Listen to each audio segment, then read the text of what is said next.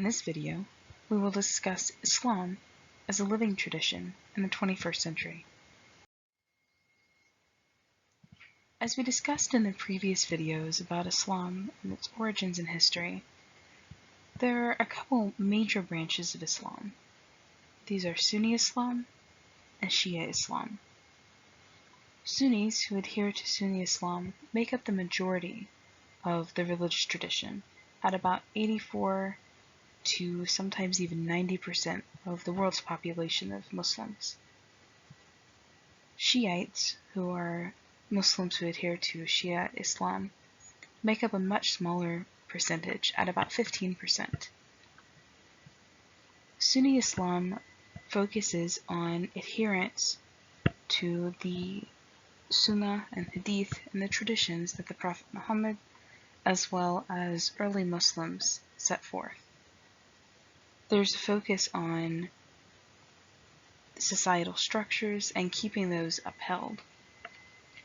Shia Islam, on the other hand, as one scholar puts, is conscious of suffering and alienation in the human condition.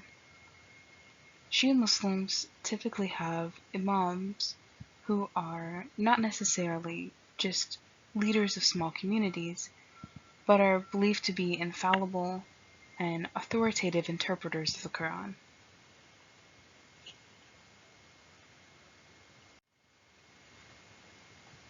While Shia Muslims typically focus on spiritual abilities that have been passed down through generations beginning with Muhammad and other early Muslims, the Sufis, who are part of Sufism, focus even more on the spiritual and mystical.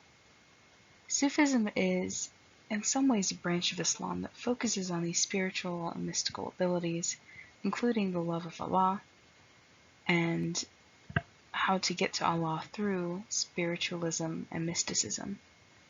And Sufism is sometimes understood as a separate branch of Islam, but there are many Sunni and Shiites who are Sufi as well. It's not a separate tradition per se, but can be incorporated into both of the main branches of Islam.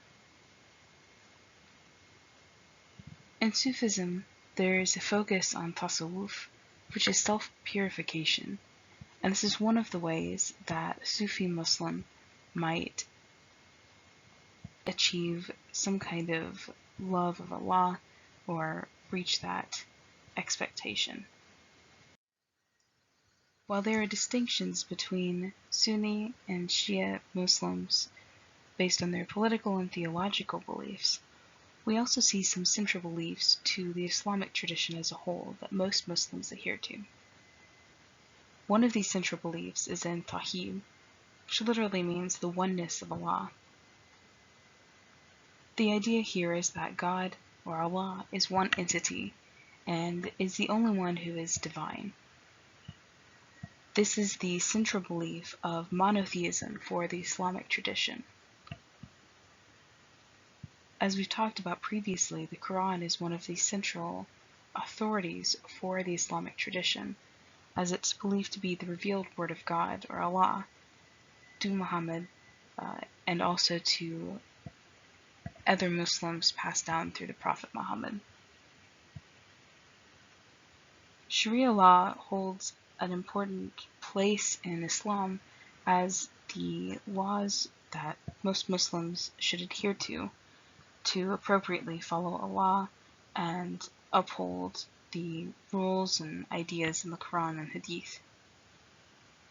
For many Muslims, the idea of a day of judgment is focused on people being judged based on their adherence to Sharia. Most Muslims will note that God is merciful, but also just, so people who do not adhere to Sharia will not be judged as kindly as others. We also see some focus on halal, which literally means permissible. Halal is usually applied to foods or food laws, but can also mean a variety of different things. When we talk about food laws, halal sometimes overlaps with some kosher labels or kashrut laws, but there are some distinctions. Halal typically focuses on how the animal is slaughtered. So animals should be slaughtered by cutting the carotid artery and the jugular as well as the windpipe and drained of all their blood. There's usually also a blessing on the animal before it is slaughtered.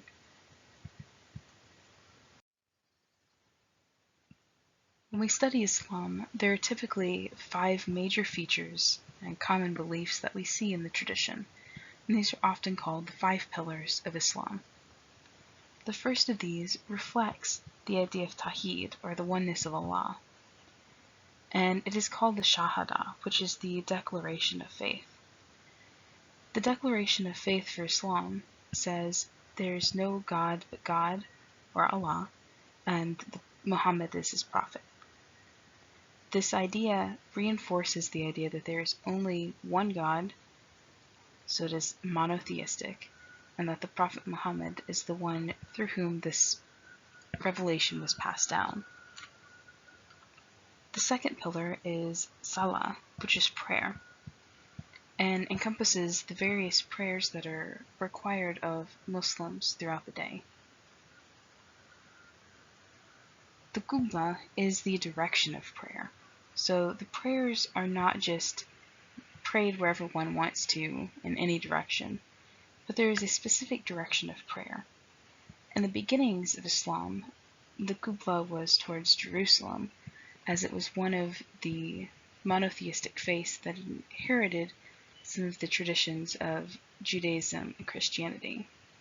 However, as the tradition developed, the Qibla became the city of Mecca, specifically the Kaaba, which was a black stone in the Great Mosque of Mecca, which you can see depicted here, that is believed to be some kind of axis mundi, or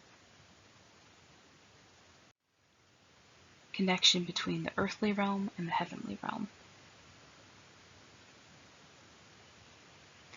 Saum is fasting, and particularly this is during the month of Ramadan, which we'll talk about here in a moment. Fourth pillar is zakat, which is the giving of alms or charity. And the fifth pillar is the Hajj, or the pilgrimage to Mecca, that most Muslims should embark on at least once in their life, though many try to participate in this every year. And the Hajj, specifically like the Qibla, is directed towards the Kaaba in Mecca, in the Great Mosque, which you can see depicted here. And the Kaaba is located in the central area.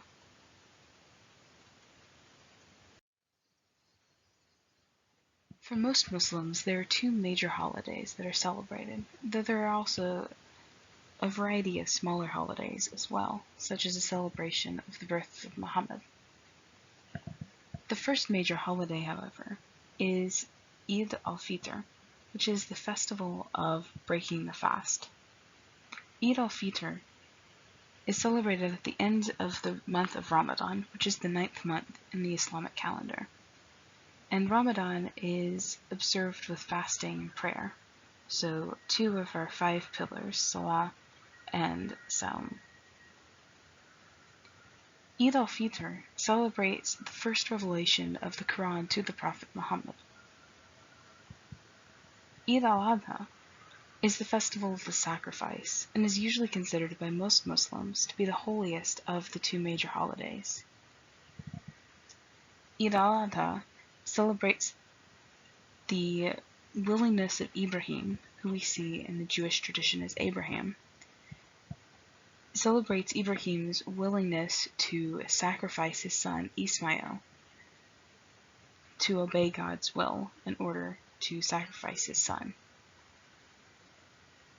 As we've studied the Jewish and Christian traditions, you probably see some similarities here between the story of Abraham in Genesis and his willingness to sacrifice his son Isaac.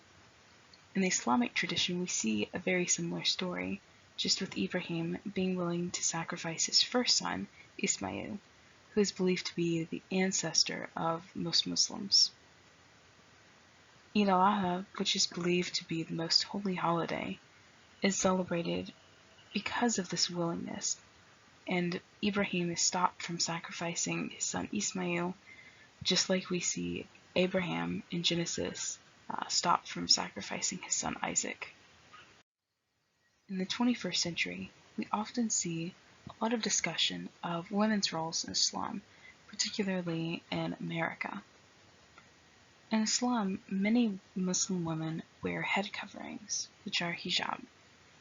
And hijab cover the hair and usually the neck and shoulders, but do not cover the face, as you can see depicted here. Burqa are full body coverings, which cover the head, shoulders, and the rest of the body, and typically have a veil of some sort over the face and eyes as well. Niqab are very similar to burqa, but do not cover the eyes, so there's typically a slit where the eyes are for the woman to see out, whereas the burqa has the veil over the eyes, almost like a mesh that the woman can see out through. In the 21st century, many non-Muslims think that Islam is anti-feminist because women are supposedly required to wear various clothing that covers their head or even their entire body. In the 21st century in America, only 1% of women have said that they actually wear a hijab, burqa, or niqab because a spouse or other family member requires it. Typically, women who veil, which is what hijab, burqa literally mean, women who veil do it because of their own desire to. Many women believe that it in some way preserves their purity and keeps them holy for Allah or for a future spouse, whereas many women who veil see it as just a mark of their identity as a Muslim. Now that we've reached the end of this video, you should be able to describe the three main branches of Islam and distinguish among them, identify and describe the 5 pillars of Islam, explain central beliefs and practices of Islam, and identify and describe various Islamic holidays that are celebrated in the 21st century.